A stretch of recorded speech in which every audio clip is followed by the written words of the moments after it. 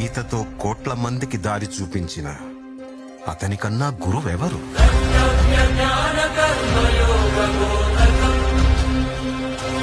రక్షణ కోసం సముద్రం మధ్యలో ద్వారకా నగరాన్ని కట్టిన అతనికన్నా గొప్ప ఆర్కిటెక్ట్ ఎవరు?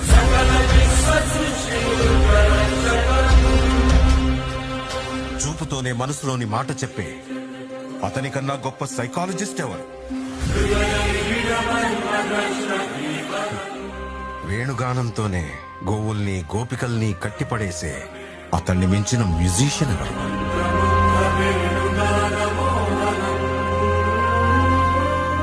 నిత్యారోగ్యంతో ఉండే సూచనలు చెప్పిన అతనికి మించిన డాక్టర్ ఎవరు? ధర్మం కోసం యుద్ధం చేయమని చెప్పిన అతన్ని మించిన వీరుడెవరు? కరువు కష్టం తెలియకుండా చూసుకున్న అతన్ని